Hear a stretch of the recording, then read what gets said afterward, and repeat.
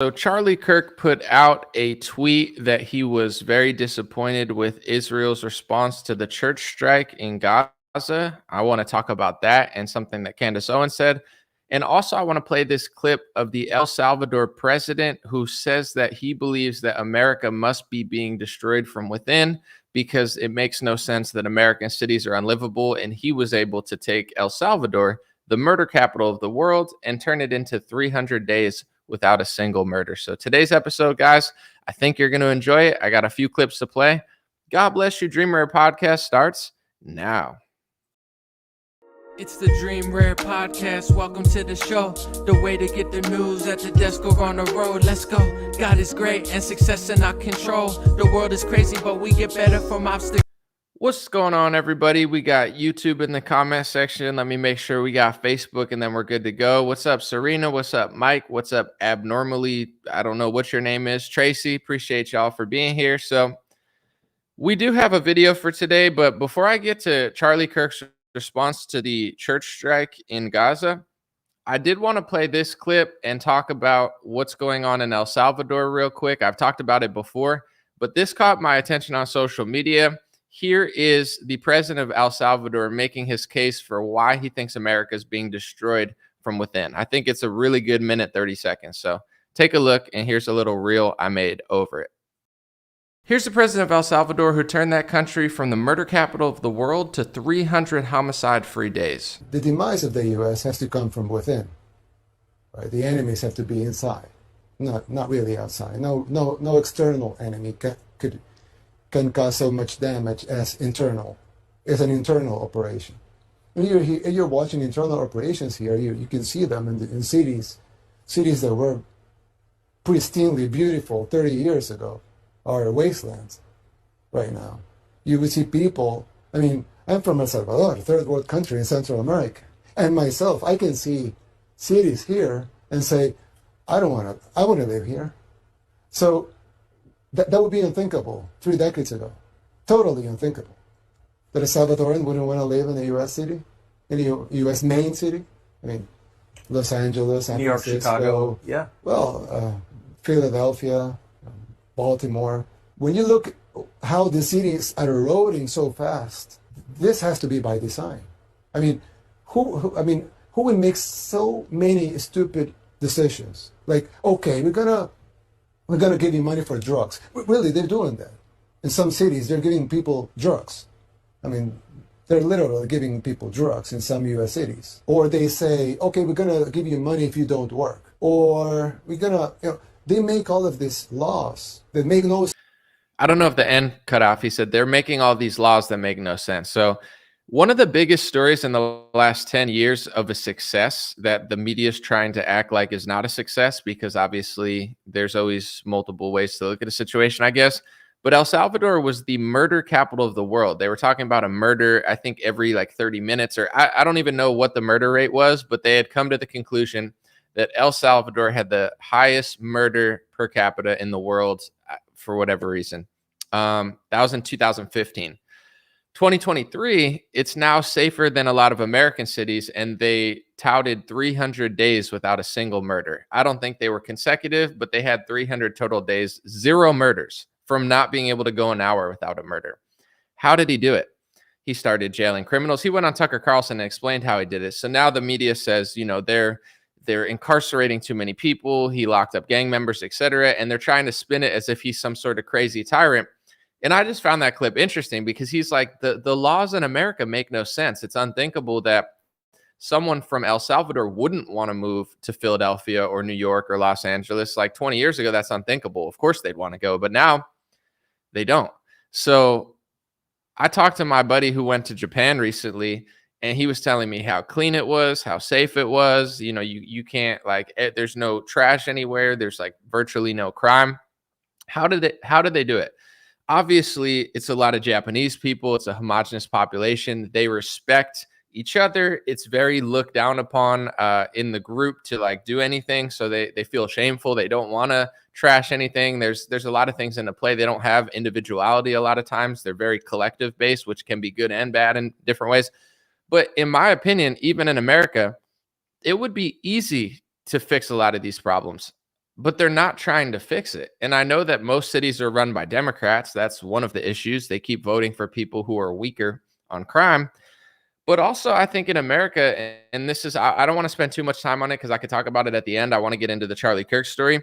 But in America, we run circles around politicians and puppets. And I know that the left is worse when it comes to running a city. But Republicans, in my opinion, it takes two to tango. And instead of trying to figure out, like, what's the issue? How do we solve it? How do we realize that no one's solving it?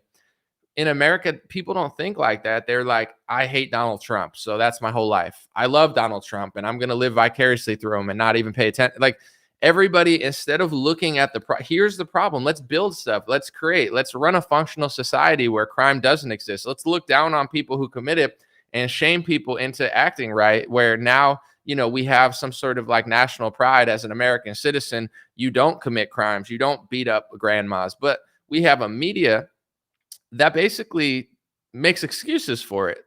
You're better off siding with the person punching the grandma in the face than the grandma in some of these cases, depending on the race, etc. It's like our media is destroying us from within. And then also, I just don't think anybody's really trying to fix issues. I think in America, people are too brainwashed and enthralled by political stories. And I've been saying this for the last couple of weeks, really the last couple of years, but kind of ramping it up now. It takes two to tango, and everybody's running circles around the circus, and everyone's running circles around politicians and puppets. And now you have Trump supporters fighting with DeSantis supporters. Like, that's sheep behavior. That's animal behavior. It's like, oh, I like Trump, I'm going to yell at DeSantis. I like DeSantis, I'm going to yell at Trump. I'm going to fight on Twitter. It's embarrassing. You don't really have that type of stuff in other countries. And it's good that people care about politics, and it's good that people want to get involved. But America's a disaster. I could point to 1,000 reasons, but I think the main reason it doesn't get fixed is because people don't look at the problems. People look up to puppets and pawns and, actors, and they get so involved in the fake drama that is politics that nothing ever gets fixed. There's a lot of reasons for that. I'll talk about it at the end. I want to talk about this tweet from Charlie because there's been a war going on. Thousands of people have been killed by Hamas in Israel. Thousands more have been killed by Israel in Palestine. There's people making the argument for this and that, and it's a mess. And I'm mostly trying to stay out of it because I don't feel like arguing on social media about a foreign war with people I'm never going to see. That doesn't sound like a good time to me. And there's enough people putting out their opinions, Shapiro, others, there's enough fights going on. I just don't see the logic and the productiveness of me arguing with people on Twitter. I don't think that's going to fix anything. But in general, Charlie basically said he's disappointed with Israel, which is fascinating to me because the Republican Party, you do not see this very much. I mean, Charlie, I'm shocked that he even made this statement because as a Republican, you're supposed to, just pretend like no innocent people are being killed in Palestine for whatever reason, and then on the left, I guess they do the opposite. This is probably why America's a mess because everyone's so tangled and so biased and so crazy. But in general, Charlie kind of broke the unwritten rule that you never question Israel and you never, you don't talk about things that they've done. And I'm just shocked that he did it. So I felt like it was a newsworthy story to just read his take on it because I really didn't expect this from Charlie Kirk. And I wonder what the repercussions are going to be because you're not really supposed to do this in the Republican Party. You're supposed to just blame the other side and say that no innocent people are being killed and it doesn't matter and they could destroy churches, no problem. Charlie, I guess, as a Christian and a Catholic, didn't like this. And I'm just shocked that he said it. So let's read it real quick. Charlie said this on Twitter. He said, "Until now, I've refrained from tweeting about the damage done to the 12th century Greek Orthodox Church of St. Porphyrius in Gaza after last week's hospital fiasco. I wanted to wait for more facts to be established, but it now seems confirmed that Israel did actually bomb a building adjacent to the church, killing Christians who were sheltering there, including family of Justin Amash. Frankly, it's wrong that there was substantially more outrage when Gaza's own militants shot their own rocket at their own hospital parking lot than when Christians died sheltering in the oldest church in Gaza. Accidents happen in war. Not only that, but Hamas loves to use soft targets and staging grounds as human shields so they could scream about Israeli atrocities after the strikes, Charlie said. Now it gets interesting. Charlie said, nevertheless, I've been disappointed by Israel's response. What intelligence was Israel responding to? What target were they going after that justified putting a historic church in danger? Israel says the church blast is under investigation, but contrition and a full accounting should be the top of Israel's priority list. Israel quickly apologized recently when it mistakenly targeted an Egyptian position. Christians around the world are Israel's #1 ally, and if a Christian church was targeted, we need to know exactly why and how. Wow. Not gonna lie, some brass balls on Charlie Kirk, man. He's taking a stance and being like, Israel needs to tell us why they bombed a church. And I mean, I'm shocked that he said that. I'm just gonna be honest. I didn't know he had balls like that. I thought they had removed them basically, and he was just running around without. No, I'm just kidding. But speaking of which, I mean, I don't want to get off topic, but I found out Lindsey Graham is like 68 years old and he's unmarried. And I was like, Lindsey Graham's a warosexual. Lindsey Graham likes to make love to missiles and rockets. So it's like the guy's unmarried. He's never been married at 68. And he just likes to start wars all over the country and just like make love to weapons. It's a little weird. But anyway, that was off topic. I just thought of that. I call him a warosexual. He's gay for a war, Lindsey Graham. But anyway, here's the thing with what Charlie said. Then I'm going to read what Candace said. War is a crazy situation. What Hamas did is insane. The response is pretty insane. I understand it's a difficult situation. It's life or death. People want a country that they took 80 years ago, but they had it thousands of years ago. And these people want it, and they think they're there, and they think they have, and they want a 2-state solution. And some people want a 1-state solution. And it's a dicey situation. I'm not acting like I have a solution. I'm not in the streets with a abortions for Palestine sign like a Black Lives Matter protester. Like I'm not, you get what I'm saying? I'm not biased when it comes to this situation, but I didn't know there were Christians in the Republican Party that actually had balls. I don't know. I'm blown away. It's like, I can't believe Charlie said Israel needs to tell us why they hit this church. Usually they just say, Hamas is everywhere, so we'll just bomb everywhere because they're everywhere. And it doesn't matter if we kill innocent people because they're responsible. Like there's all sorts of excuses for killing innocent people. It's like, well, they voted for Hamas, even though it's probably not true. The last election was in 2006. They asked for this, or, everyone's being used as human shields. Or it's like, is that true? I don't know. I've never been to Palestine. Probably not. I mean, there's probably a lot of Hamas. They probably do a lot of the stuff they're saying, but I don't think every innocent person in Palestine deserves to die. If they're sheltering in place, it's like, where do you want them to go? Well, we told them to leave. Okay, well, if I tell everyone to leave, hey guys, everybody leave New York City. We're going to bomb it and steal it. So just leave. It's like some people don't want to leave. They're like, nah, it's my house. I don't want to leave it so you can steal it and bomb it. I'm going to stay here. So, like, this logic, I'm trying to listen to both sides, and there's psychopaths on both sides, and there's weird left-wing protesters that make no sense, and they want to give Palestine abortions, and Charlie Kirk wants to make, Palestine gayer, and he says Israel has big gay parades, and that's awesome. Like, it's a situation where like both sides kind of weird me out. Although I pray for the innocent victims on both sides. I just can't believe that Charlie Kirk is like, hey, Israel needs to tell us why they bombed this church. Okay. Are they going to tell Charlie Kirk? Does he have that type of leverage where they're going to like explain to him why they bombed a place near a church and killed innocent people and destroyed one of the oldest churches? Maybe they don't care about churches. I don't know. Maybe they do. Maybe they made a mistake. Maybe they didn't. Maybe they feel like they have no need to tell Charlie Kirk why they did it. And, let me know what you guys think in the comments, but I'm just shocked that he even said that. And I didn't know he could say that. I didn't know you were allowed to question your greatest ally. I thought you just had to let them hit churches and kill people and say that's justified. Also, what is it? I understand Charlie had a thoughtful statement, but for a Christian, it's like, or anyone, it's like, do people only care about their religion? Like if a Muslim dies, if a Jew dies and a Christian dies, like, can I be sad for everybody? Am I allowed to know that it sucks when innocent people die? Or do people only care on all sides, if it's their religion that kind of gets hit, like if Israel bombed a mosque, would Charlie Kirk say anything? Probably not. They could probably blow up an entire mosque and Charlie Kirk would be like, it's Hamas. But then if they bombed a church, Charlie Kirk's like, wait, that was an old historic church that I like. It's like, I get it, but I don't know. I feel like it's a sad world that we live in when people seem to only care when their religion's targeted. But if another one is, they'll make more excuses for it. I don't know. Let me know what you think. Here's what Candace said, because she kind of chimed in. I thought it was interesting. She responded and said, well said, Charlie. I have been disgusted by the propagandists pretending a Christian church was not bombed. Christians were killed. No Christians should stay silent. That's a strong statement from Candace. Then she responded to someone in the comments. I'm going to read it after I drink my coffee. Let's see.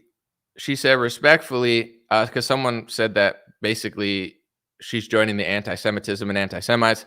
Candace said, respectfully, if you think it's anti-Semitism to notice that innocent Christians were killed in an IDF bombing, then you need to log off the internet and have your brain examined respectfully.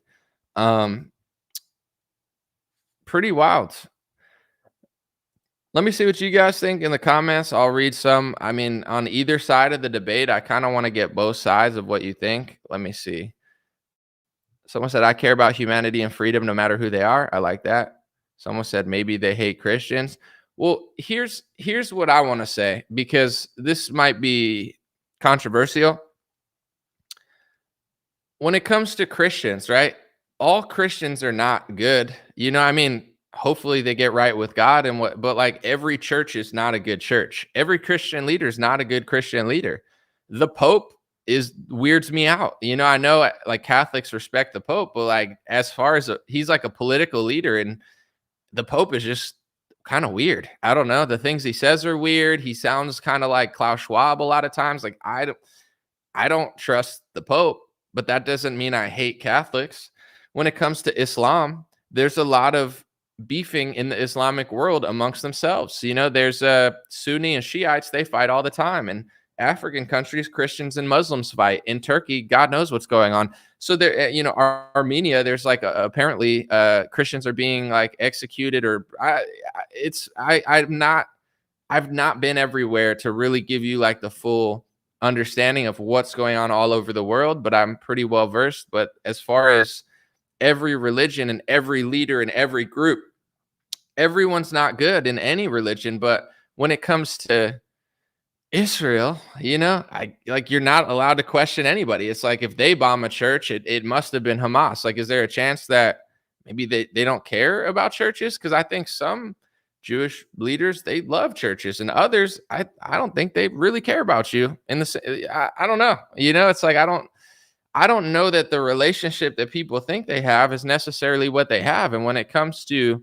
Zionism, I mean, you could say what you want, but it is a weird relationship in general. It's like Jewish Zionists are doing what they want with Israel, and Christian Zionists are like basically using them, thinking they're going to get their temple and Jesus is going to come back. So it's like, it's this weird unholy alliance between the two where they have two different objectives, but they work together for the same goal. I mean, it's a little weird, whether you like it or not, it's a little weird. And then when it comes to Palestine, it's like in Israel, I see it from both sides. It's like, some people in Israel want a two-state solution, but I would say, based on what I've read and researched, like from people like PragerU and Netanyahu and Shapiro, I think they want a one-state solution. I mean, a lot of them are pretty clear. If you go to PragerU's website, it says like Palestine doesn't even exist. If they don't think it exists, they clearly don't want a two-state solution. They're saying it doesn't exist. And then there's people in Palestine who says that Israel doesn't exist. They stole the land. They want it back. So I get that tensions are high, and it's easier to like say something on the internet than it is to go and create peace between Palestinians and Jews in Israel. I'm not acting like it's an easy situation, but in general, I think, sticking to the topic, I think that it's pretty bold that Charlie Kirk said that, because as a Republican, like it's an unwritten rule that you don't question Israel. Like if they bomb a church, you're just supposed to be cool with it. So the fact that Charlie has balls to be like, yo, can you guys tell us why you apologized to Egypt? Like you bombed Egypt and you apologized to Egypt. You damaged one of the world's oldest churches and killed Justin Amos's family. And I guess what Charlie's trying to say is like, I haven't seen an apology because they're probably not sorry for it. You know, I mean, if they were sorry, they'd probably issue an apology. If they issued an apology to Egypt, you know what I'm saying? When ISIS attacked Israel, they issued an apology apparently to Israel. You could look that up. Google ISIS apologizes to Israel. That happened apparently. I mean, it's in Newsweek apparently a couple years ago. So, you know, I think Charlie's maybe like coming to the conclusion that this alliance that he has, it's like a one-sided alliance where it's like he does everything that he's ever done. Like, you know, I feel like 80% of what Charlie does is basically pro-Israel. Like he's been the most pro. He sends people to Israel. TPUSA might as well be like an Israel. Like he's done everything in his career to help Israel. And in return, he gets called anti-Semitic. He asks one question and everybody turns on him. So I think like he's coming to the conclusion that it's like the old saying, you know, in the hood, it's like you could be loyal to the streets, but the streets ain't always loyal to you. Like eventually, you know, it's not always a two-sided operation. So with Charlie, he's been very, very loyal to Israel, but I think he's been under heat the last few weeks for just asking questions. Because, I mean, you know, Charlie's finding out the hard way, and I found this out in 2019. You could be nice, you could be loving, you could be respectful. And this is not everybody. I do not want to blame everybody. It's not everybody in a country. It's not every group of people. I'm not saying that. I'm just saying in general, it's like I've always been nice, respectful, kind, thoughtful. I care about every life, regardless of what religion it is. But people started calling me names when I just started asking certain questions. Like the first time I asked a question, it was literally like I didn't know anything. And I asked like a simple question and people just kept calling me anti-Semitic. I just wanted to know if it was a race or a religion because I literally didn't know. Like no one teaches you this. I'm not well-versed on it. I just asked and I got called anti-Semite 10 times. I was like, whoa, you know what I'm saying? So Charlie, it's like, he's done everything for Israel, but he got called anti-Semitic 50 times in the last couple of weeks. And now he's like, all right, well, you know, if you guys are going to bash me, even though I've helped this country my whole life, like now I'm going to ask a question, says Charlie, like, you know, you killed Christians, you killed people sheltering.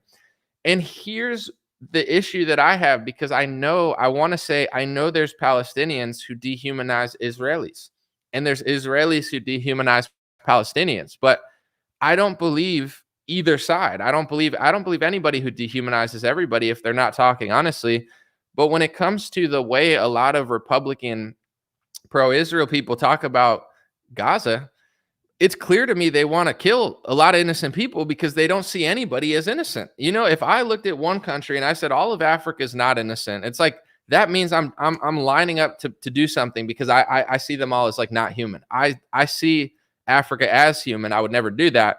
But when I hear a lot of people that I follow talk about Israel, I mean, I'm talking about Palestine, they're like, oh, they're all Hamas. They're all Hamas. Okay, so Justin Amash's family sheltering near a church, a bunch of Christians who like go to mass every Sunday like you, they're all guilty, and Israel should just wipe them all off the face of the map, kill millions of kids. That's, yeah, even though the last election was in 2008. So like, it's clear to me what they're doing there just based off of how they're talking. Like if they talk normally about it and we're like, yo, we got like, there's going to be innocent people who die at war, but that's what we have to do to defend ourselves. I would be like, no, that makes total sense. Yeah. Like I get it. Like war is tough and, you know, everything's not easy, but if they showed a little compassion and humanity, I'd believe them. But the fact that they look and like, you know, Charlie's like, what, you know, why did you do that? Why didn't you apologize? Well, because they're probably not sorry, Charlie. They probably don't care about what you care about, but now you're figuring that out. But in general, you know, they're painting the picture that everyone in that area is guilty. Everyone in that area is a terrorist. Everyone in that area should get out, even though they have nowhere to go, and they should run away and get their houses bombed and stolen. And a lot of people, not only can they not leave, but they don't want to leave because it's like, you know, would you want to leave if they're like, hey, everybody in your town, get out. We're going to bomb it. We're going to kill everybody. And then we're going to steal the stuff. Do you want to leave? It's like some people would leave because they don't want to die. Others would be like, no, I'm not going to let you do that. So the situation is definitely complex, but I think what Charlie's doing is going to happen more and more and more and more because it's just like, you know, in America, we are built off of not trusting the government. 1776 was created off of not trusting the government. Conservatives don't trust the government. They did during George Bush. They made a mistake, and now they regret it. So, asking a conservative, like, you're allowed to not trust your government, but you can't ask any questions to that government. That government basically you're not allowed to question, but you're allowed to question every other government in the world. And not, like, that's not gonna, even people like Charlie Kirk are gonna be like, all right, well, are you gonna apologize for are you gonna apologize for killing Justin Amos's family or bombing like one of the world's oldest churches? Let's see what happens. Let's see if they respect Charlie Kirk. I mean, he's a big figure in American politics. Do you think the government of Israel is going to listen to Charlie and be like, oh, yeah, we're sorry, Charlie? Or do you think they're just going to look at him and laugh and be like, shut up, Charlie Kirk? Like, no, we don't owe you anything. What do you guys think? Charlie definitely has more power than most people in the Republican Party. He's got a huge forehead, and inside his forehead holds the keys to American society. He's got a big organization called Turning Point USA. I don't know that they're going to answer him. I don't think they care what he thinks, but maybe they will. Maybe they'll be like, I'm sorry, Charlie Kirk. We didn't mean to hit a church. Or maybe they'll just be like, Charlie Kirk. Yeah, we don't. Okay, Charlie, go send more people to our country. Just stop talking. Who knows? Someone said, not sure, but I feel like they get more taxpayer money than the states. They get a lot of I mean, here's the kind of scheme. I'm not against sending foreign aid to if you send a little money somewhere, like there's in America, you should be allowed to believe in foreign aid and you should be allowed to disagree with foreign aid. In America, you should, as a Republican, you should be able to make the point and say, we should give Israel foreign aid. They're a democracy and they're the only democracy in the world or in the Middle East. And like, you should be allowed to want to give foreign aid to Israel. And you should be allowed to not want to give foreign aid to Israel. But what people have noticed over the last 20 years, like Ron Paul, the second that you try to stop giving foreign aid to Israel, they call you an anti-Semite. And Ben Shapiro says you're trying to hurt him, and he freaks out on Twitter. He used to say that Ron Paul was gripping his pen like it was the neck of a Jew. That's what Ben Shapiro used to tweet out, because like Ron Paul would be like, stop the wars and stop giving foreign aid to all countries. And Ben Shapiro's like, oh my gosh, you're hurting me. You're hurting me. Oh my gosh, you hate me. It's like, it's like that's been a little for years. That's just what they do. Like if you want to cut foreign aid, they just call you anti-Semitic. That's like the big trick, and it's like, you should be able to say we should give foreign aid. But as an American, you're going to get smeared if you think that we shouldn't give money to like every country in the world. And I'll say this. Someone said you really got it in for Charlie Kirk. Calling him gay because he's single. You're not even listening, bro. Charlie Kirk is not single. He's married. Charlie Kirk is not gay. I said Lindsey Graham is gay for war. I didn't say Lindsey Graham is gay. I said he's gay with the military-industrial complex. He likes to make love to missiles. Charlie Kirk is a married man. Charlie Kirk is not gay. Lindsey Graham is 68 years old, and he's never been married, and he constantly wants to bomb foreign countries. I said Lindsey Graham is a war-osexual. He likes war. He's gay for war. He likes to fondle missiles and hump them before he sends them to kill innocent civilians overseas. So I did not say Charlie Kirk. I said Lindsey Graham. Isn't it? I mean, he's 68 and he's single. I'm fine with him being 68 and single. It's just like if you're 68 and single, like you have money, you have power, you have status. You can't find a woman that likes you, bro. You can't even like have a date. You got to just try to bomb Iran and like Syria all the time and try to fight Russia. It's like maybe if the guy had a family, he wouldn't be like, trying to stick his dingling in a freaking Lockheed Martin missile. Maybe Lindsey Graham needs to drop out of Congress and look for a family, because his family is now a bunch of warmongers and lobbyists, and it's creepy. But I'm not out to get Charlie Kirk. I'm literally saying he has balls. Like, I'm shocked that he said what he said. But in general, this is what I have to say, because like even the good thing about my show is even people that disagree with me, there's always something to learn and there's always something to consider, because I'm not sitting and saying like, I hate you and I disagree with you. I'm at the point now, I understand the world can be a gray area, and I'm not overly opinionated about anything to the point where I even care what you think. So I'm not like one of these people screaming at you. I don't really care. If you disagree with me on everything I said, cool, just be normal. But in general, the reason that the pro-Israel side is losing the masses and it's losing public opinion in America. Not that it matters, because they'll do what they want anyway, as far as like American foreign policy. Like, no one cares. DeSantis and Trump aren't any different, but people think they are. So it doesn't matter what you think, because no one cares. They're going to do it anyway. But in general, the reason public opinion is being lost is because people don't believe the same George W. Bush script. And even people that disagree with me, there's something to learn with what I'm going to say. In 2001, when you say Afghanistan and Iraq, and we got to go fight bin Laden and, Saddam Hussein, and like, we need to build schools in the Middle East and Libya. And it's like, people believe you because they like America. America was prosperous. The economy was good. It was still safe. Rudy Giuliani cleaned up, New York City. We were on the up and up. The schools were good. American schools were top tier. People believe that we could go export our greatness to the rest of the world and also defend ourselves from an attack. But then after 7 years, we ended up in 10 different countries. So now people know that we got lied to. But in general, it worked then because America was working. America doesn't work anymore, so no one believes it. Republicans, the amount of Republicans that believe George Bush was probably like 80 to 90%, if not more. The amount of Republicans that believe Ukraine and Israel right now is under 50%. And the reason is because we don't even like our schools in America. Left-wingers know our schools are trash now. Right-wingers think their schools are making their kids gay, and they're probably pretty much right. And it's just like, in general, so is that what we're going to give to Afghanistan? We're going to go build a gay school for them and make the kids trans? Like, like that message doesn't slap as hard to a Republican as it does now. So people aren't buying it. Also, the whole democracy thing, nobody believes that. It's like I'm just being honest. The pro-Israel crowd needs to figure out some better talking points, because there's definitely an argument to be made for what you guys are trying to say. There's absolutely an argument to be made, but you're just not making good arguments anymore. Like, oh, it's the only democracy in the Middle East. They're jailing people in Israel for disagreeing with the government. They're throwing people in prison, and they're justifying taking their property if they harm national morale. It's not a democracy anymore.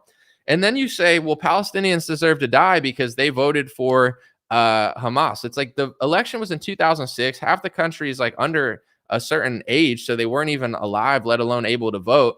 And you said it's not a democracy. So is it a democracy where they all voted and deserve to die because they voted for Hamas? Or is it not a democracy where they don't have fair elections? And who believes that Palestine or anywhere has fair elections when American citizens don't even believe in their own elections? In 2016, Democrats said Trump cheated with Russia.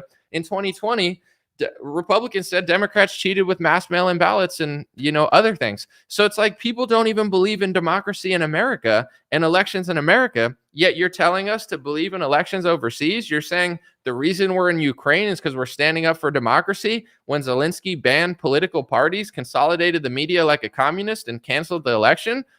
Who's dumb enough to believe you? Maybe someone that's like brainwashed by like PragerU or something. Like, and I'm not knocking Dennis Prager. He makes some sense sometimes. I'm just saying, like, the amount of people that are buying this nonsense is so small. So all I'm saying is find some better talking points. Like, be like, hey, these are good people there, and they deserve it because it's the Holy Land, and these people on the other side won't let them live, so they have to defend themselves, and a one-state solution works because with a two-state solution, they're never going to feel comfortable. Like, there's got to be some better arguments than just like saying democracy. Like, no, nobody believes that. Or like, they deserve to die because they voted for Hamas. Like, that also doesn't make, like, it's just like, the arguments can be debunked by anyone in like 3.5 minutes. And one of those things where it's like, oh, everyone there deserves to die because Hamas is hiding everyone all the time. It's like, maybe, I mean, they're definitely probably using people as human shields. They're definitely deceiving. I'm not saying they're not, but it's like, so Justin Amash's family are terrorists and they deserve to die, and old churches deserve to be blown up. It's like, America and Israel, I feel like they never commit war crimes because America and Israel, we like ourselves. So it's like, if Obama bombs a bunch of kids or something, it's like, it's not a war crime, but if someone else does it, it's a war crime. It's like, if they bomb a church in our country, that's a terrorist attack. But if we bomb a church in their country, it's just a mistake, or it's not a mistake, and they deserved it. Like, it's like, this type of like narrative is not being bought by most of the world now, because it only worked in America because our media told Republicans that George Bush was like fighting some sort of righteous war against terrorists. But no, like the amount of people that believe that is so low now. And it's not because Americans are bad or conspiracy theorists. It's because they said we were going over there to fight bin Laden. And one of the first things we did was fight Saddam Hussein in Iraq. And then we went to Libya and Gaddafi and killed the leader of an African country and then left slavery in the midst. Like there's like a human slave trade because of a power vacuum. And then in Syria, America's funding rebel groups that are attacking churches, and Christian boomers are so brainwashed by Republicans. They're like, we're fighting with terrorists. And they don't even realize that they're, the uniparty's funding jihadi / I would say like Wahhabi groups where they're actually fighting the innocent Christians. And there were millions of Christians in Syria. It was one of the most like secular or at least like religious tolerant places in the Middle East that had the most Christians, and hundreds of thousands of them had to flee because of the proxy war that America joined into. So it's like in pursuit of trying to throw out the president of Syria, which America tried to do, they created a massive, power vacuum and like a three-way proxy war, if not more, where we're working with rebel groups who are fighting the government of Syria, who are protecting Christians. Like Christians were fine in Syria. I'm not saying it's a perfect country, but like, after America got involved, all of a sudden ISIS is everywhere. And it's like, that's not good for anyone. It's not good for innocent Christian, Muslims, or Jews in Syria like that. So, but if you're watching Fox News, they're just like, oh, we're fighting the terrorists. Like people aren't buying this crap anymore. It's not like believable to anybody with, challenging perspectives. Let me know what you guys think in the comment section.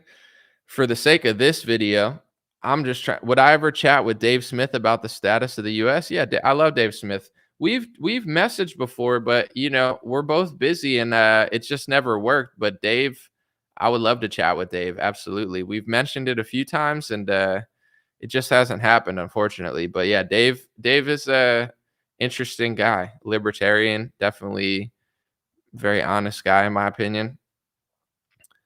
Someone said I never get notifications about live videos anymore. That's kind of how it works.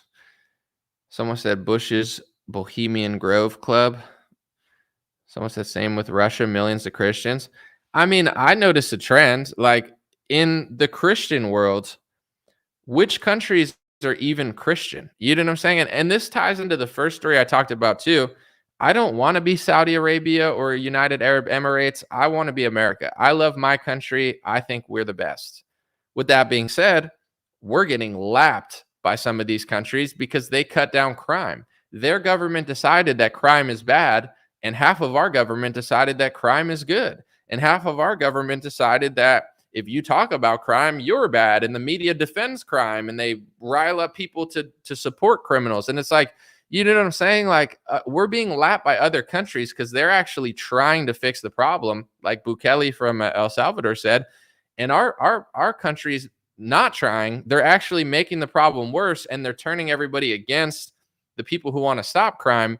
And then the Republican Party, the people, they think that like Donald Trump and Ron DeSantis and Nikki Haley care about them, but in reality, they care more about a foreign country than they do us. And they're pretty much just there to take up space and say what you want to hear and never do anything. Like this idea that you think Trump's going to fix cities in America, he's not going to fix cities either. I mean, Democrats need to wake up and try the other party real quick and see if they could do something. But in general, as much as I can make fun of the left and how bad they are, the right, like the Americans, they don't look at problems. They look at politicians. Like the Republican Party at this point is basically like a bunch of people that just want Trump to fix all their problems, but they're not willing to look at when he didn't fix it. It's like, okay, let's look at like all these things that he didn't fix. Like from 2016 to 2020, when he got in office and when he left office, was it better?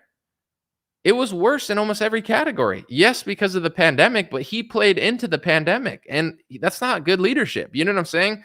He wanted to do 15 days to slow the spread. He said social distancing. He said extend it. He said Sweden should have locked down. He printed trillions of dollars. He became a vaccine salesman. He ran around the country saying he saved the world. Like the country was worse after because people just look at him and they don't pay attention to what's going on. That's why Americans fail. In Japan, they're not arguing over this stuff. They're like, let's all clean the streets. And yes, it's hard to do in America because there's so many people that are brainwashed, but it's like the same way the left is ruining America, so is the right, because they can't admit that their party doesn't work for them. It's like Comic-Con and cosplay for a bunch of people who just want to get drunk and watch football and pretend like Donald Trump is Tom Brady, and he's not. It's like he's working for the other side mostly too, but people don't want to admit that. So America's got to just keep going in the dirt until people can wake up out of this slumber on both sides. But it's like, it's like a soap opera that's just like constantly declining. And like Republicans are like, let's just make excuses for every way Trump failed because I want to believe in him because I'm too lazy to do my own. It's like, all right, let's all play make believe for 5 years again until the country's in the like, will you guys ever wake up? Or it's like, oh, Don Jr. is going to be president next, and then Barron Trump. It's like anime for right wingers. Like, oh, I just want to make believe because life's so bad. I'll just lie to myself and tell myself that he's going to wipe my butt. But it's like, okay, oh, you're totally better than the left. It's like, I'm tired of the soap opera, but in general, I don't know what it's going to take for Americans to wake up, because it's like we're getting lapped. Even for as bad as Canada is, when I flew to Canada, the first thing I noticed was their airport was the best airport I've ever seen, and every airport in America looks like a garbage can or a bathroom stall compared to them. Why are our airports worse than Canada's airports? Why is our crime worse than the Middle East's crime? Why is our crime now worse than certain places in El Salvador, which was the murder capital of the world? Why is Japan cleaner? Why is so much of the world figuring out solutions to problems that we're just not figuring out? The Democrats don't help. They're not innocent. I would say they're the ones causing most of the problems. But Republicans are there to just lose. You know what I'm saying? Like, they're not, and including all your heroes, they're just like actors. At this point, they've shown you who they are, and you don't want to believe it. So it's like, the country is gonna decline until people snap out of it on both sides. But neither side wants to snap out of it because everyone's so stubborn in this country. I used to think the right was stubborn during George Bush because they were. And then the left got so stubborn during Donald Trump. And that, once Trump came around, the left lost their mind. And then now the right lost their mind, and everyone just fights over stuff. And now you got the Republican Party, the dumbest thing I've ever seen. And I've said this since day one. I've stated my opinion about Trump and DeSantis, and a lot of DeSantis people liked it, and Trump people got mad at me. Then I've criticized DeSantis, and all the DeSantis people freak out at me because it's like two little cults and they just yell at each other. From day one, I've been saying this from day one. Whether I tell you I like that DeSantis does this, and this better, I think Trump might be better at this. I've always said, even if you disagree with me, I don't care, because I'm not dumb enough to fight over Trump and DeSantis for a year. That's like animal behavior. Like, look, you go to Twitter and you see the Trump people fighting with the DeSantis people. They're both hypocrites. They're both weirdos. They're both like professional fanboys. It's like Raiders versus Broncos. I'm saying, oh, my pup is better than your puppet. It's like, I have an opinion about which one I would vote for if the election were tomorrow, but I'm not saying this to be cool or edgy or sit on the fence. It doesn't matter that much. Like, the fact that Republicans will fight harder over Trump and DeSantis than they will for the own quality of their water, and ask what's in their tap water or what's the chemicals that they're putting in the food that's illegal in other countries. Other countries are looking for solutions to root level problems of things that they want to solve, like crime and food. And Americans are just running circles around characters. Both sides are. Someone said, but you're a libertarian. I'm not a libertarian. I agree with libertarians on a lot of topics. I'll give you an example. Libertarians are right about taxes. Republicans are socialists. Trump is a socialist. He's a borderline communist. Trump tried to say that Sweden should have locked down their country and that America got it right, and Sweden got it wrong because they used their constitution to keep their country open. Trump's a communist, in my opinion. He's more communist and socialist than he is capitalist. He printed more money than Obama. He gave everybody Trump checks. Trump's a socialist. So you can make fun of me and say, oh, you're a libertarian. The Republican Party is a socialist party pretending to be capitalist. And anybody dumb enough to believe that the Republican Party aren't a bunch of socialists and scammers, it is true. I could show you. I don't know if I have it here. It's on my shelf. I don't feel like reaching for it. In the Communist Manifesto, Karl Marx wanted graduated income tax. There was no income tax. Income tax is socialist. 5% income tax, socialist, 10%. America's got 37 income tax. When Karl Marx wrote the Communist Manifesto, he wanted a tiered income tax system because he knew that was the beginning of the end. Socialism is when the government just steals the money that you're earning and they justify stealing more and more and more, no matter how much you make. If you told Karl Marx, hey, Karl Marx, in America, I got 5%, 15%, 10%, and 20% income tax. That's the graduated income tax. Karl Marx would have been like, holy crap, we're going to get communism because this is like real. That's crazy. If I could have told Karl Marx, Donald Trump will tax 37%, Obama will tax 40%, and Biden will tax 38%, he would have fell off his chair. He would have been like, what? That's beyond like the amount of tax we're paying right now, no matter who's the president, and it's not Trump's fault. I'm just saying it's America. Karl Marx would have fell off his chair at the thought of the United States of America not only having any income tax, but having this much. Income tax is socialist. So all these games that were like Trump's playing, he's just like a clown. So you guys never figure it out. So you could make fun of libertarians, but you're a socialist. Your party are socialists. I don't want to believe that because I like them. I like the character so much. I want to believe in the character. Okay. And, kids watch anime and adults watch anime and they look at little squids jump out of the ocean saying, ah, and then someone goes, Kamehameha, and then they throw, you know what I'm saying? And they watch cartoons and it's like, you're watching a cartoon, you're an adult just pretending like Trump's an anime cartoon character fighting all your enemies when in reality, he's a socialist. So someone said Trump is now a communist. If you pay attention to his actions and not his words, during the lockdown, he said that America got it right by locking down, and Sweden, who used their constitution to not lock down, Sweden used their constitution and said, we shouldn't lock down because our constitution says we can't. And Trump tweeted, Sweden is paying heavily for its decision to not lock down. America made the right choice. That's communist saying, we locked our country down like a bunch of animals and you kept your country open and allowed people to go to bars and clubs. That's communist propaganda. And I said that in April. I have the tweet to prove. I said what I'm saying right now, I said in April 2020. If American Republicans are too dumb to realize that their party's filled with a bunch of scammers and socialists, and they don't want to question it, they just want to fight the other side, you deserve to get conquered by bankers. You don't deserve freedom.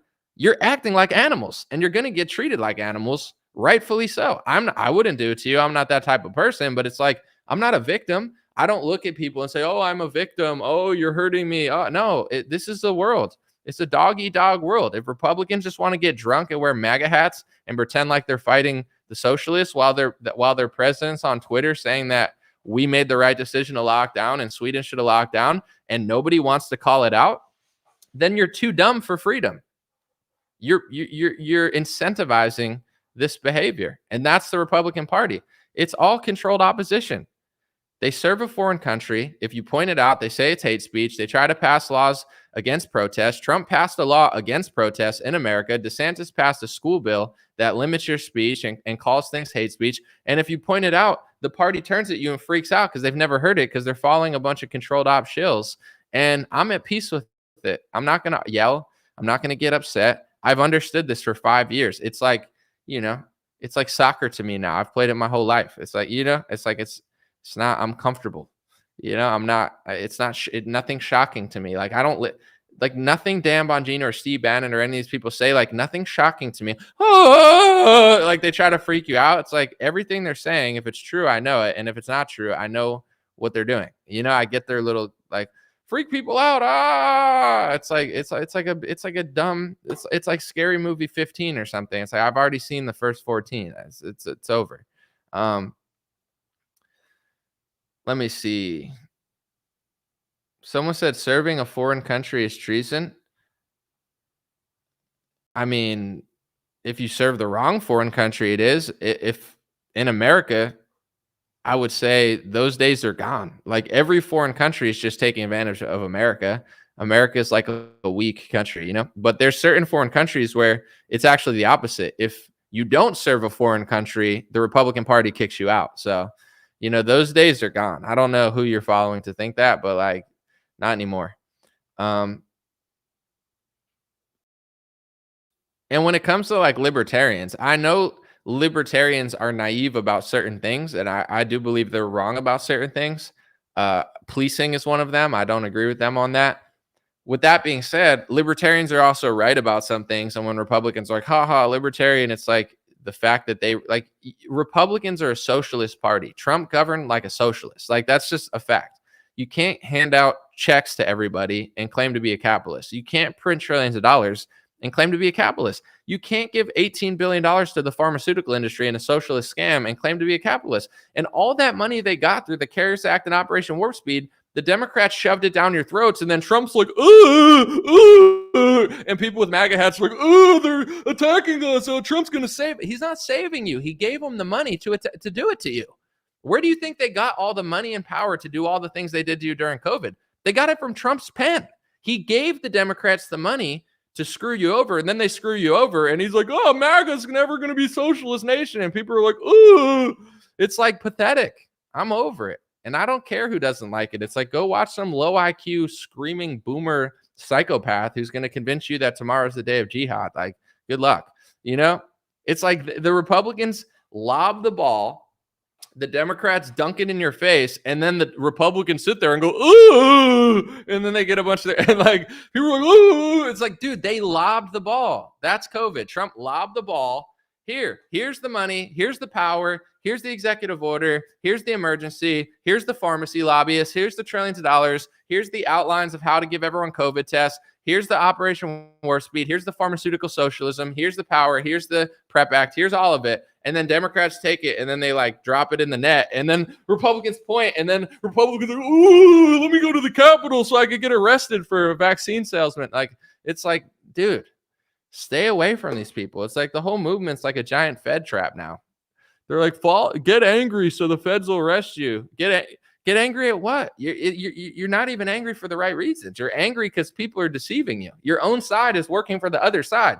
It's like the Lakers playing the Knicks, and they score 80 points on your own basket. And then they're like, we lost the game because you scored on the wrong basket half the game. You know, it's like, and once you realize this stuff, in a weird way, it's more peaceful because like when you're tangled up in what they're telling you, like nothing makes sense. So you just keep getting more and more mad. You're like, why isn't the border being solved? Why isn't this being solved?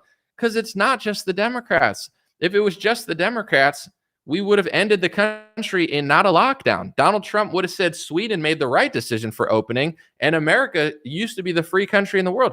You had Donald Trump, the president of the quote unquote freest country in the world, pointing to Sweden, who's a socialist country, who used their constitution to keep the freedom for their citizens. And Trump points to a socialist country that kept the country open and said, you made the wrong decision. You should have locked down like America. That's communist.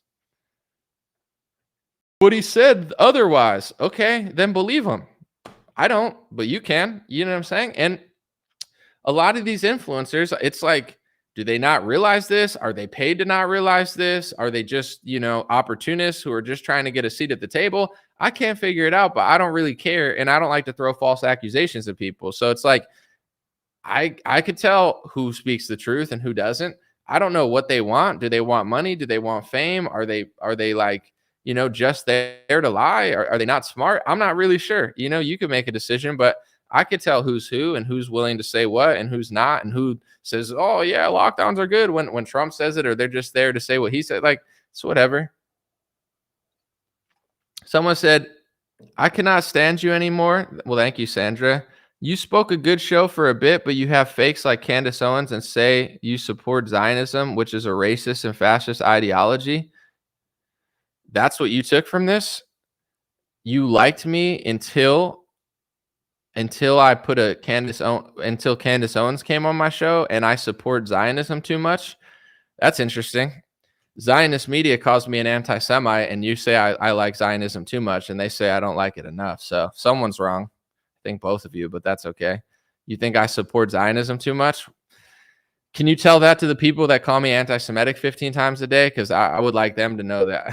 It's just like, what show are you watching? I don't like. Yeah, that's what you got from it. I'm Ben Shapiro now. Good luck. I mean, I'm not.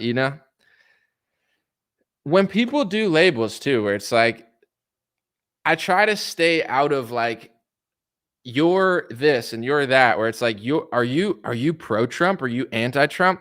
This is like a false paradigm where it's like if you talk to a liberal and they're like, "Are you pro-Trump?" and you're like, "Well, I voted for him in 2020, but I actually don't even like him now." And they're like, "Oh, you're pro-Trump. You're pro-Trump. Are you anti-Trump? Oh, and Emily, you're anti-Trump. Oh, you're pro-Trump and anti-Trump." A liberal watches my show and they go, "Oh, not only he's pro-Trump, he's a fascist." And then the right wing listens to my show. "Oh, he's anti-Trump. He has Trump derangement syndrome." It's like you're living your life in words that you just made up. Like when it comes to Zionism, you're saying I'm too pro-Zionism. Others would say I'm not pro-Zionist enough. I'm just speaking truth and I'm analyzing. I'm not here to tell an Israeli that they can't have the land. And I'm not here to tell a Palestinian that they all deserve to die because Hamas lives there. I'm just calling it like I see it. You know what I'm saying? As far as my country and my laws and the relationship of that country, when it comes to Ukraine and Russia, I'm not a fence sitter. It's just, I get it. If you're Ukrainian and you want that land and you don't want Putin to take over Crimea, go at it. That's your call. I don't know. I wasn't born in Ukraine. This is not a fence sitting position. It's just like, I'm not Ukrainian. Who am I to tell these people what land they are or not? I don't know. I've never been there. To be honest, I don't really care that much. It's not like, there's people fighting in Africa over bits of land now. And I don't know, and to be honest, I got other things to weigh in on. And when it comes to Russia, I don't hate them because of what they're doing. Like that's what they're doing. So when it comes to Israel and Palestine, I get it.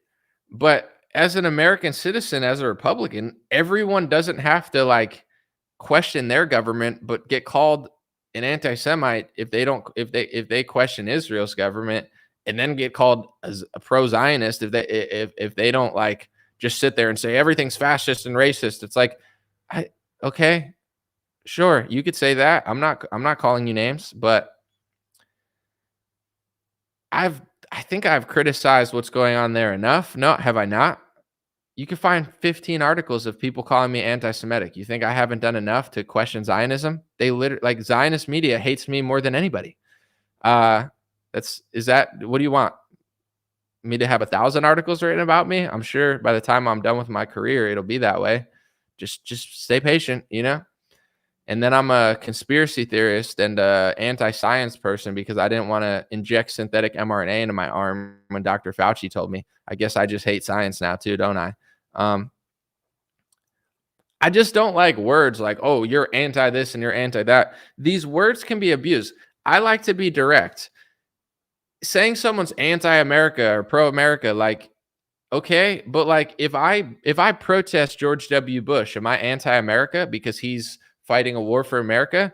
Are you pro-America because you wear a MAGA hat and think Donald Trump's a capitalist? Like, I don't use words like that because they're false binary words where it's like, oh, you could, like when I talk about Ilhan Omar or Rashida Tlaib, do you notice I just go at their arguments and I could say, hey, here, let me break down every argument that Rashida Tlaib says or Ilhan Omar says, and I'll tell you what I agree and I disagree with. And without using a word, I can prove to you that they don't like America. But if you just say, "Oh, they hate America. They're anti-Semitic. They're anti this. They're anti," like, you're not proving it wrong. You're just using a word. It's like me saying you're a racist. I'm a good person. You're a racist. Game over. I, Anomaly, am a lover of all races, and you, disagreeer of me, are racist. The end. I don't have to explain myself. I don't have to have a cohesive argument. I win because I called you a name. You're anti something, you're anti this, you're anti that, you're anti-Trump, you're pro-Trump, you're anti-Semitic, you're anti-America, and I don't have to explain myself because you just hate me. You hate everybody. You're a hate person. I hate. I win. Do you get what I'm saying? It's the least intellectual way to win an argument, but everyone does it. And honestly, people do it when they get emotional or they don't have a good argument. Like I saw Ben Shapiro respond to someone on Today. He's like, he's vile, he's disgusting. And I like listen to what he said. And basically, I'm not gonna like paraphrase the whole thing because I'm not gonna lie, I didn't listen to the whole thing, but he was just like, he was making the argument where he was like, it's unbelievable what happened to it, like what they did in Israel. It's terrible and it's horrible, but it's also horrible what's happening on the other side. And Ben Shapiro's like, it's vile, it's disgusting, it's anti-Semitic. It's like anybody that says that like innocent Palestinians shouldn't die is like too much for Ben Shapiro. He's like, bam, bam, bam. You know, like he's a psychopath. You know, it's like you're not. He looks at that side and probably doesn't care what happens. He wouldn't care if they all got wiped out. You know. So if you're like, hey, there's like an innocent baby there that like it didn't mean to be there. It's like Ben's like, oh, you're vile, you're disgusting. Oh my gosh. It's like he like freaks out and like he can't even like speak properly. He just has like a panic attack where he's like anybody that like sees it as a gray area is a problem. You know, it's like, okay, you're not allowed to like pray for people on both sides. No, that's not allowed. Or you know, or like if you're a Christian, are you only allowed to care if a church gets attacked? Like, am I allowed to care if a mosque gets attacked, or do I get called a terrorist? Because just like in a church attack, not everyone near the church is in on it. Same with a mosque, you know, not every Muslim's in on it too. No, are we allowed to say, are Christians allowed to say that? Or like, you know, this is getting really weird out here. And I don't know. I'm not going to play along just because someone tries to make me play along.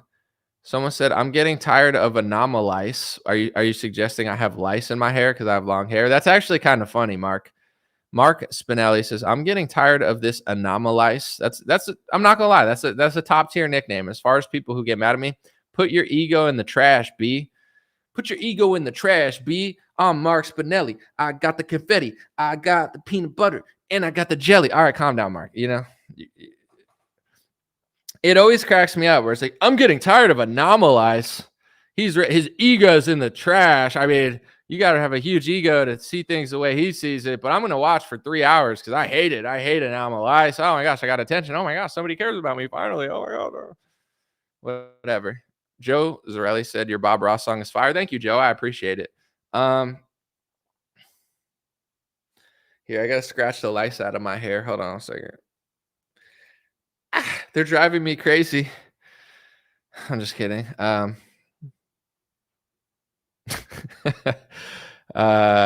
me see. Can everyone just not vote for a government to rule over us? Yeah, but not voting is not going to do anything either. It's not like not voting is going to change it. People always get mad when I say that too. They're like, I'm not voting. It's like, okay. Doesn't matter. Someone said there's a clip of Ron Paul explaining how Israel helped Hamas get there. There is a clip of that. Absolutely. I'm going to stay for a few more minutes and then I got to roll. I got to go to a meeting in a second. Let me see. Let me just make sure. It's a hard knock life for us. I see that one. Putin is liberating Ukraine, said Charlie. I don't know what's going on over there.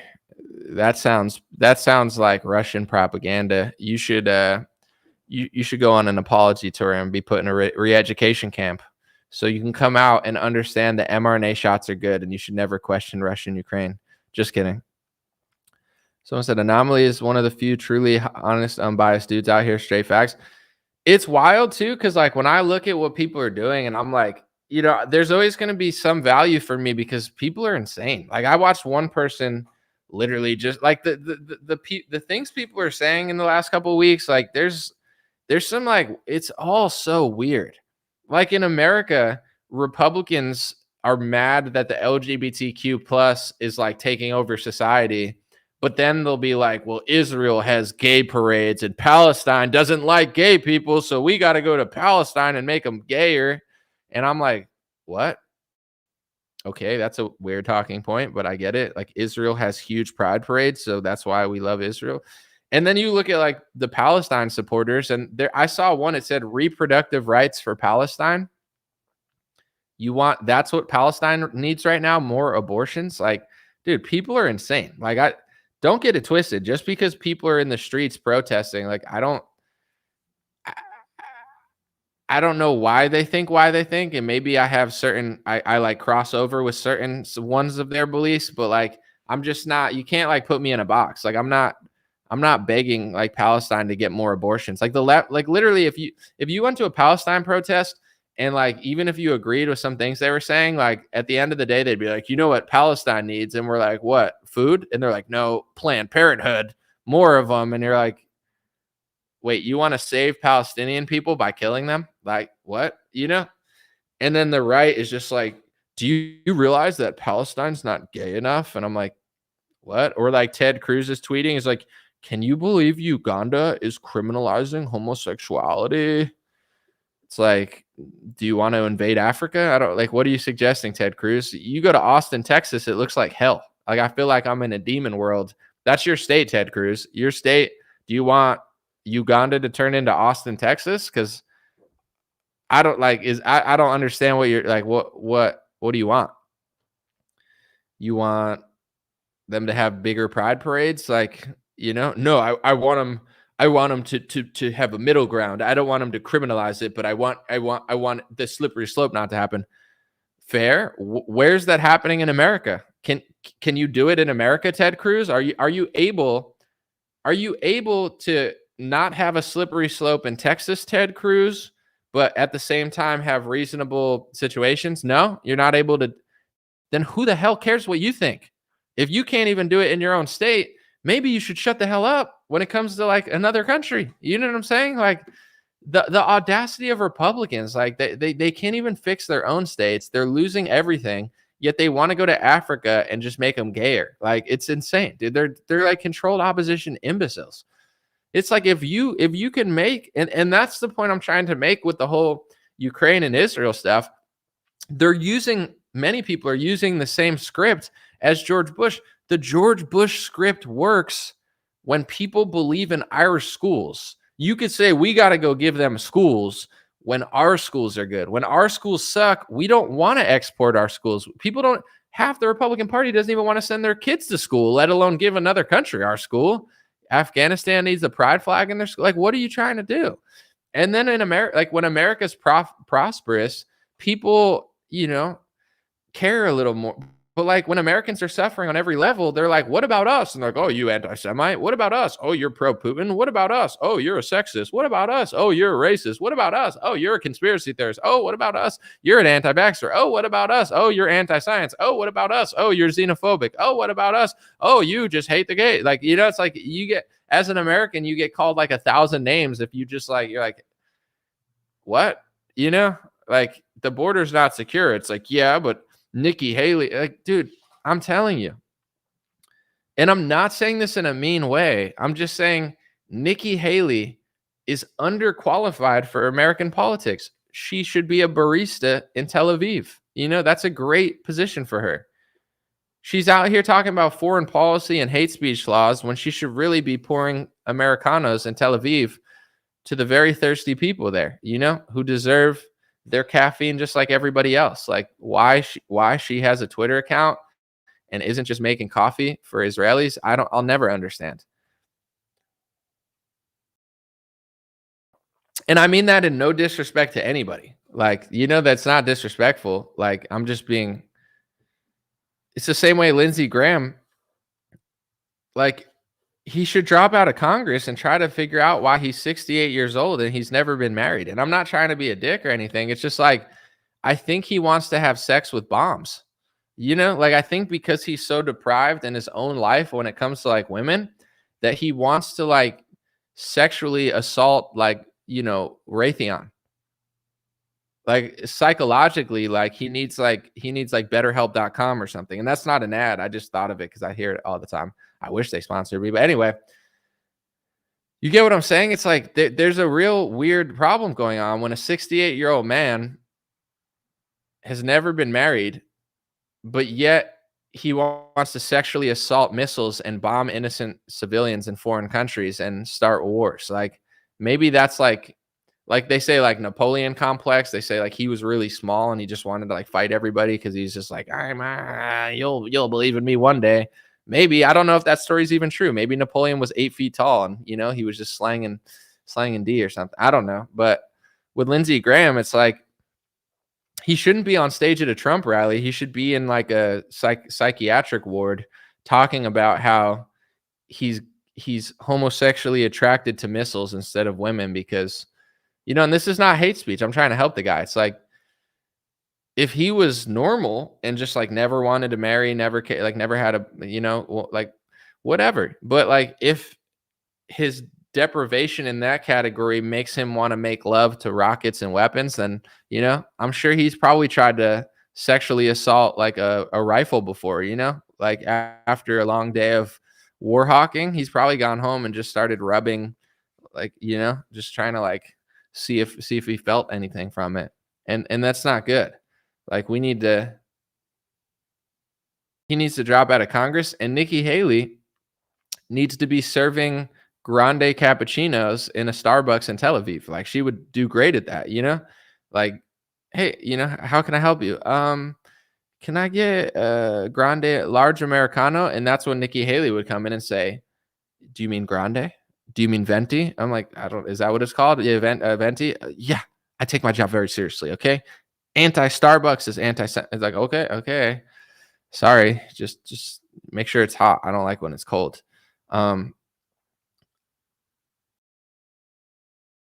Anyway, thank you, Charlie. I appreciate it. Some red flags out there, folks. Some red flags. All right, I'm gonna read a few more. Let me know what you guys think. So the stories of the day, if people just came in, Lord help you. But no, in general, the president of El Salvador, I think the clip is older, but it's starting to make its rounds, rightfully so. He says America's got to be destroyed from within. There's laws that pay you not to work. Like even like the welfare system, like it makes sense of what they were trying to do, but like if you pay someone to work, then they work. If you pay someone to not work, they won't work. Yes, you could help people, but like you got to not be naive with it. And then it's like you're giving people drugs instead of taking them off it's like they're purposely trying to destroy America, or they're just really, really stupid. You can watch that clip. And then with Charlie, I can't believe it, but he was like, I'm really disappointed in Israel. They need to tell me why they attacked the church. It's like, whoa, Charlie Kirk's demanding a response. Do you think Israel's going to respond to Charlie Kirk? Or do you think they're going to look at him and be like, we don't owe you an explanation, Charlie Kirk. You owe us some trips to Israel, or like, I don't know. Like Charlie's like, I've done so much for you. I've always supported you. I've sent people to your country. And they're like, okay, but we bombed someone near a church and killed Christians. Get over it, Charlie. I don't know. You think they're going to apologize and say something to him, or you think they're just going to like ignore him? I don't know. Someone said, are Jews loved more than they are hated? It's a philosophical question. Are white people loved more than they're hated? Are Christians loved more than they're hated? Are Muslims loved more than they're hated? I don't know. You could try to make your own internal polling. I would say, is America more loved than it's hated? I'm not sure. I don't have a read on how the world feels. Do people like us anymore, or do they hate us? It's an interesting question, though. Like, you mean like out of the 8 billion people in the world, who looks at certain races and religions and says, yeah, I like those people on average, and who says, nah, I don't on average?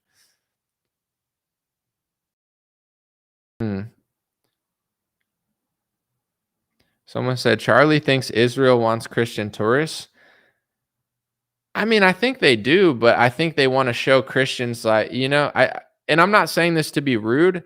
There's a Bobby Lee clip, maybe I'll play it sometime, where he says that he got invited on a free trip to Israel, but then it was with the government and they like made him tweet how great it was. And he said he felt uncomfortable and he wished he didn't go. Cause like, I feel like that's how a lot of the trips go, is like you go there, but then you have to like it's like you're being like you're not just going, you're going and they're like, okay, tweet out, to tag us and tweet that you love Israel. And you're like, do I have to? And they're like, I feel like that's kind of what it is. So Christians are welcome, but I think, there's a lot of free trips that are given out, like PragerU sends people to Israel all the time. Charlie Kirk sends people to Israel all the time, but you're going basically like under the, like, tweet out good things about us, say nice things, like, and it's like, trying to get, and to be fair, they're not the only ones doing it. I think the Arabs do that, like Saudi Arabia. They're giving like they give out money. They sign soccer players and sign contracts to say like every time you compliment Saudi Arabia or something, you will give you $50,000. Like rich countries that need people to like them, that they're like, yo, say nice stuff about me. You know, if you ever see me in Israel or Saudi Arabia wearing some sort of Middle Eastern garb and I'm tagging the government, just know they paid me. You know what I'm saying? Hey guys, I'm in Tel Aviv with the Knesset. I got a free trip, you know. And then if I'm in Saudi Arabia and I'm dressed like Prince, one of the princes out there, I got the head thing on and I'm like, hey guys, the desert's awesome. I mean, you should come out here sometime for vacation. It's probably either paid or a free trip. You know, that's kind of like what foreign countries do. I wonder if China does that too. Dude, if you see me in China with LeBron James and Nike on my head and I'm with Xi Jinping, I'm like, Xi Jinping, Xi Jinping, number one, Xi Jinping. Everyone's like, yeah, Xi Jinping. Yeah. You know, it's not for free, guys. I'm not doing that out of the goodness of my heart. I'm just letting you know. If that ever comes up, just know I got a pretty penny. You know what I'm saying? But the thing with here's what I'll say. The thing with liking other countries, me personally, if I ever went to Israel, I would respect the Israeli government. I would respect them because why would I go to a country and not respect them? If I ever went to Saudi Arabia, I would respect the government there. If I don't respect the government of Saudi Arabia, why would I go there? You know what I'm saying? And if I go to China and I want access to 1 billion people, I'll support their president. But here's the difference, in my opinion, between a sellout and a not sellout. If LeBron James made that China money, if LeBron James made that Nike money, if LeBron James was out there going, Xi Jinping, you know what I'm saying? Like, I wouldn't call him a sellout if when he got to America, he said, listen, America's one of the greatest, if not the greatest country in the world because we're allowed to criticize our government. I'm allowed to criticize Donald Trump. I'm allowed to criticize racism. I'm allowed to question America. And that's why America's great. But you still showed love to Xi Jinping? I would respect that. I'd be like, that's fair. Get that China money, you know, get the billions of people. I want billions of Chinese people to know who I am, not because I need attention, but like, I don't hate China. They didn't ask for Xi Jinping. They can't even protest. He's like a dictator. But, you know, so if I went over to China, I'd respect Xi Jinping too. But I wouldn't come back to America and just shit on America all the time and be like, oh, and it's like, I would tell you, I'm grateful for my opinion. I'm grateful that I could question Donald Trump. I'm grateful that I could question Ron DeSantis. I'm proud to be an American, but I also want that China money. I would respect that. But LeBron acts like America's the worst place in the world. Oh, these, you know, white people. Oh, it's like, why do you live in such a white neighborhood though, bro? You know what I'm saying? I don't care if you like white people or not. Or I'm not even accusing you of hating everybody. You have criticisms, whatever. But like, you know, if I said Philadelphia is a shithole and then I lived in Philadelphia for like 30 years, even though I was rich, it's like, how much of a shithole could it be if you live there? You know, and you're choosing to live there. You're LeBron James. You could live everywhere. Are you living in black neighborhoods? Why not? You know, do you hate your people? Like, I'm just saying, keep it real. If you know, just keep it real. Go to China, make your money, come back to America, say you love America, you know, say you appreciate your country, and you're glad that you're allowed to criticize stuff here. That's cool. But if you won't criticize China because they won't let you, but you come back to America and you never have like anything like respectful to say about our country in a way that makes sense or gratefulness at all, like no gratefulness. As much as I criticize America, Trump, or Biden, I'm grateful to be in America. We have a great economy. It's the land of opportunity. Someone like LeBron James can come from nothing and become a billionaire. America's a great country. He can't even say that. He's all sad and stuff. Like he's like, you know, that's all I'm saying. But I'm gonna be honest. If I went to Saudi Arabia or China, I'm not a protester. I'm not going. I'm Xi Jinping. Xi Jinping. All right, bring me to Shanghai. I'm trying to make this Chinese money. What's good? No, I'm just kidding. But like seriously though, it's like you can't have access to 1 billion Chinese people unless you do that. So I don't think it's immoral to want access to those people. It's just immoral if you don't like have any love and respect for your own country, you know, and have the gratefulness. Like, when have you ever heard LeBron James say the First Amendment's amazing and like I'm so glad America has a constitution? And I'm like, he doesn't say that, you know. He's just like, it's like, all right, dude, whatever. But let me see. I'm gonna read a few.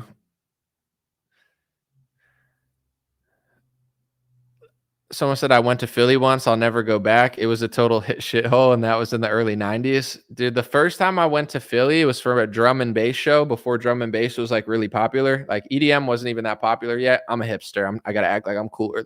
Before EDM was popular, I was going to EDM shows. Yeah, I'm so cool. Whatever. I went to Philly with my friend, and we came back out of the drum and bass show. I was like 18 or something. I don't even know how old I was. 19. And our car had broken windows, and I was like, dang, Philly sucks. That was my first experience with Philly. That was in like 2008, 2009. I went there, came out, literally our windows were smashed, and they stole our I don't know. I think at the time it was like a GPS. So I was like, dang, that kind of sucks. And that was when Philly was nicer. I can't imagine what Philly's like now. I know there's some nice areas of it, but Philly probably really sucks now. I'm not trying to be a dick to Philly people, but if it was that bad in 2008, I can't imagine it got better since then. The cheesesteaks, yeah, I do love cheesesteaks. Drum and bass is early 90s. Okay, you got to out hipster me. We get it. You liked it before me, whatever. I actually went in a time machine and I liked drum and bass in the 1930s, but no big deal. I actually went back to 1776 and me and George Washington listened to drum and bass. No big deal. I mean, you probably haven't done that, but that's cool. You're pretty cool too, just not as cool as me. Have you ever listened to Diplo with Ben Franklin in a time machine? No. Trust the plan, man. Sorry, dude. But no, that's cool that you listened to it like 20 years ago. That's like moderately cool, but me and Ben Franklin, dude, you should have been there. No cell phones, just wilding, knowing nobody was going to record. No, I'm just kidding. Anyway, someone said EDM is a disgrace. Bunch of gay dudes walking around in women underwear. Is that what? Wait, this is the funniest hater comment ever. Holy crap. I got to find it. This guy's name is me that's like literally his name, me, M-E. He said EDM is a disgrace, bunch of gay dudes walking around with women's underwear with children's needs. Bro, you're a top tier hater, dude. I should bring you on my show and just have you hate on like everything. I'm like, what do you think of like hamburgers? You're like, hamburgers, disgusting cattle filth. You know what I'm saying? Degenerate white man food. You're like, whoa. this guy's a top tier hater. Yeah, that was good, dude. That's funny. I saw a clip of Sarah Silverman the other day, and it was like, and Bill Maher, and it was like, this is what TV was like in 2000s. I'm not going to say the word because you can't say it anymore on Facebook or YouTube without being deported. But she said the Chinese slur for Chinese people, and she just kept saying it in front of Bill Maher, in front of this Chinese guy, and he's like, "That's really disrespectful. You wouldn't say the N-word." And then she drops the N-word. She's like, "No, I said that on the other show." And I was like, dude, that's like a lost land of America where she's just dropping Chinese slurs, and this Chinese guy's like super pissed off. He's like, "You wouldn't say that about the N-word," and she's like, "Oh, I have." And then she just drops the hard N-word, and Bill Maher's sitting there. And dude, David Spade sitting there looking real uncomfortable. I was like, take me back to those times. Like, and then I want to see him like start dropping slurs too, like him just get really pissed. And then at the end, we can all be like, you know what? At the end of the day, we all hug it out. We got a Jew, we got a Chinese person, we got a Caucasian. You know what I'm saying? We throw a black person in there, get Al Sharpton in there, to do a hug. It'd be a good time. I think that's how we get world peace. We just all need to vent to each other, and then we need to hug it out on Bill Maher or something, But if you could find that clip, it's like stuff like that's funny to me. I don't know. I like comedy, so the whole like cancel culture thing is not cohesive with my comedic taste. Like I like a good belly laugh. Let me see. He should have called her dude, he looked furious. Like he was like, what is this lady just saying that there? But I think people were less sensitive back then, or, speech was more free. I don't know. It's like the speech policing has increased over like from 20. It's probably like that, where it's like, it's gone up so much. I mean, you could find, I'm not even gonna say, but like people used to wear crazy Halloween costumes, dress in blackface. Like, here's the thing about blackface. How much trouble am I trying to get in? How much time do I got? Hold on. Here's the thing about blackface, though.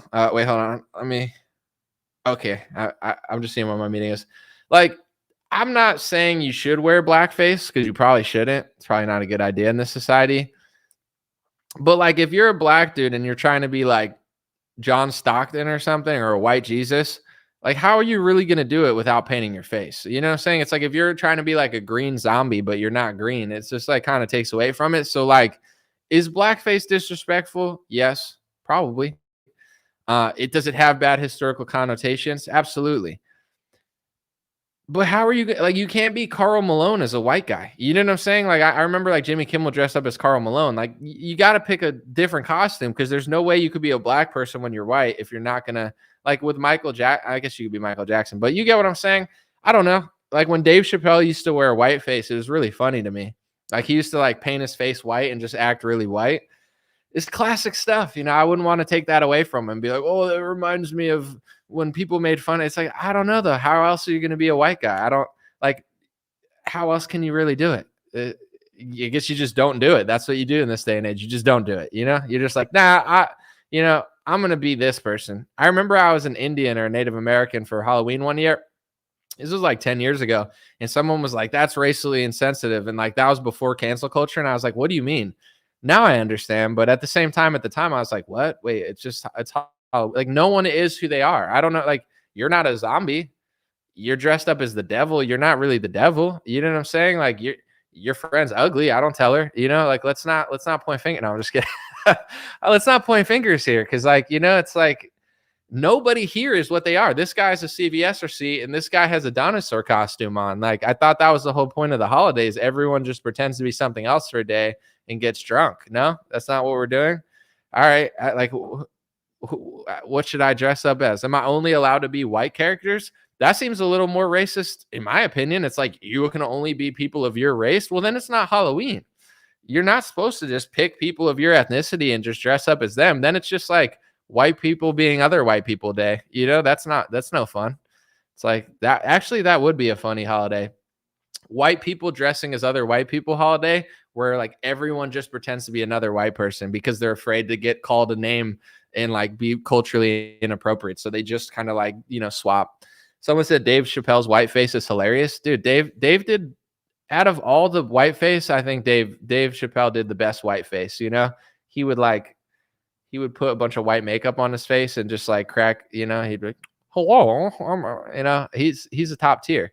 I would never want to take that away from him, no matter how many white people got mad. But, you know, that's me. I understand history is you know, not everyone feels the same, and I respect that. But when you go to a comedy club, that's just not how it works. Like, everybody's making fun of everyone, and it's better that way. Like, you got an Indian guy making fun of every race. You got a white guy making fun of every race. You got a black guy talking about white people. You got a white guy talking about black people.